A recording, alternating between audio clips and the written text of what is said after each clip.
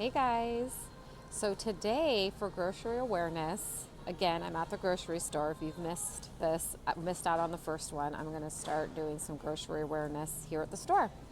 So today I chose to be down the condiment aisle. I don't know if we can see this here.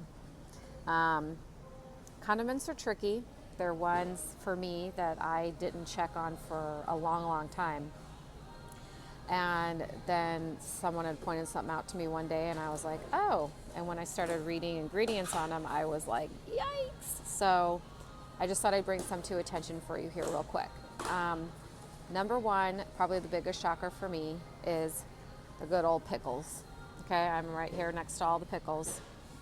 Let me just pull one out for us here.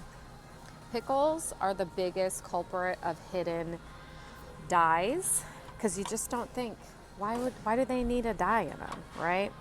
So let me just pull one off here. Polysorbate 80 and yellow number 5 are going to be the two biggest thing you're going to see in pickles. I've also seen high fructose corn syrup hidden in pickles. So pretty much anything on the shelves here, like in this regular section, are going to have the yellow number 5 and the polysorbate 80, which you want to try to avoid. So if I have found pickles in a refrigerated section is the only place where they're going to not have those added extra yucky stuff to them. And I couldn't find, there's none in this particular aisle, but in other stores I've been to, and they're all ingredients you can read. It will say cucumbers, it will say vinegar, salt, garlic, and that's it, right? And that's really all that you need to make a pickle. But they have to preserve all this stuff, so just be careful with your pickles, okay? Mustards I actually find are pretty good. I looked through several of them. There were no dyes in the ones I found, and just the regular, ones we're familiar with. They're just paprika, water, mustard seeds, garlic powder, stuff like that. So your mustards are pretty good, actually. Then we get down to its counterpart, ketchup, okay? Here's the problem with ketchup, is it has so much sugar in it, and most of them, it's high fructose corn syrup. Maybe you can see high fructose corn syrup, second ingredient. And 1 tablespoon has 4 grams of sugar. And who only has 1 tablespoon of ketchup, right? We have more like a fourth to half of a cup. So you can't avoid the high fructose corn syrup. That's going to be the number one thing in your ketchup to avoid. Most of the time, if you get an organic kind, okay? So here's a Heinz organic, and on the back I do not see, it says on there, no GMOs, no high fructose corn syrup, so that's good. And let's see, let's continue moving down. Oh, barbecue sauce. I live in Texas, right? This is a big one. I'm just going to pull this one off. This used to be my favorite, our family's favorite, the Sweet Baby Ray's. This stuff is so good. And actually, number 1 ingredient on here is high fructose corn syrup. So I had to say goodbye. I had a giant bottle of it actually in my fridge, and I threw it away after I saw that. My husband doesn't like me when I do that. It also has caramel coloring in it, which, as we talked about last week in our tea, caramel coloring is added, and caramel coloring isn't that good for us. So if I can avoid that, if I see that caramel coloring word, I put that away. But thankfully, there are a lot of options for your barbecue sauce. Like this one right here, just says right on the front, no high fructose corn syrup. I'm not sure about the caramel coloring, but that's up to you. You can look at that one and judge at your own cost. But for me, it's high fructose corn syrup and the caramel coloring that I look for. And there's lots of other ones to choose from there. All right, so let's meander on down here. What else do we see? Salad dressing, right? We all love our salad dressing. This one's a really toughie. Let me grab a popular one that pretty much all of us use here. So, good old Hidden Valley Ranch, right? Most everyone on the planet, especially our children, love a ranch, a good ranch dressing, right? And when I look at this, The number one thing is vegetable oil. A lot of times it does have artificial flavors in it.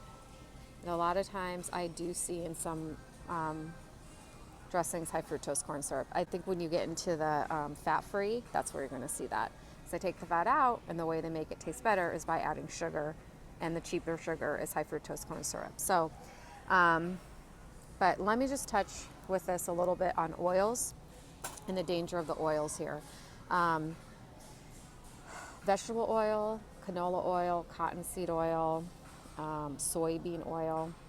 That's what you're going to see the most of in these middle aisles here, right, that we're shopping. The thing about oil is that I wrote a whole thing about it last month for in a grocery awareness, and you can search that by hashtag grocery awareness.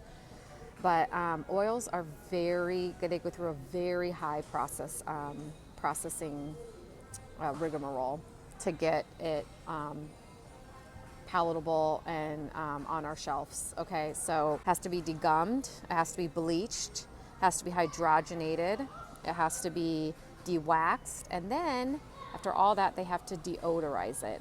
Ugh. So, and the other thing that I found really interesting, quick, about oils is, okay, our bodies are always making happy, healthy cells for us, right? That's what our body does every day, so it regenerates cells. And what's happening is when we keep putting in polyunsaturated fats, or what it's called. So when we're putting that in our body in such an abnormal rate, it has nowhere else to store it but in our cells, and it stores it as fat. And so after time, that causes inflammation. And as you know, once we get inflammation in our body, it's pretty much a downward spiral from there. And it causes a slew of diseases, like, the heart disease, anything heart-related disease, autoimmune diseases, you name it. Inflammation is bad news bear. And it's really starting in our food, and a lot of it is starting with the oil. And that was a game changer for me in my grocery store shopping. So remember, when you're shopping, vegetable oil, cottonseed oil, that's probably the worst one. If I see cottonseed oil, oh my gosh, absolutely will not go in my cart. Soybean oil, canola oil, corn oil, all of these are usually not non-GMO, meaning they've been sprayed with a lot of pesticides, they've been made in a lab, and therefore we're putting that in our body, and it's no good for us. So speaking of oil, let's go to our last condiment here, mayo. Okay, so mayo, even this olive oil mayo here, because olive oil is a good alternative, right? But look at the second ingredient, soybean oil. So I'm just like, no, soybean oil, 94% of soybeans are genetically modified, meaning they've been in a lab genetically modified, and it's not, our bodies are not meant to digest that. So soy in particular is a one I definitely try and stay away from. So alternatives to all of these condiments here. Let's see. Pickles, I said, try and find ones in the refrigerated section with ingredients you can read. With our barbecue sauce, there's other options and ketchup right there on the shelf that don't include high fructose corn syrup. But salad dressings, that's a tough one. On this shelf right here in this aisle, I don't see any. Maybe if I went over to the organic section and I looked in the refrigerated section, I might have a little more luck there to avoid these oils. But I'll put something in the link here. It's a picture that I use to make my own dressings at home. I'm telling you guys, making your own dressings are so easy, and it tastes 1,000,000 times better. So I'll put a link in, I'll put that picture in here in the link. So check that out. And then as far as mayo goes, I have just learned to live without it and use other ways. But I know many of you out there probably have recipes for mayo, making your own. Or maybe you have a brand. I know there's better brands you can buy. They just aren't in this section here. So if you have a mayo alternative, please comment below and give us some ideas. That would be very helpful. Yeah, so that's the condiment section. So I hope that was helpful, and I will see you next time, guys.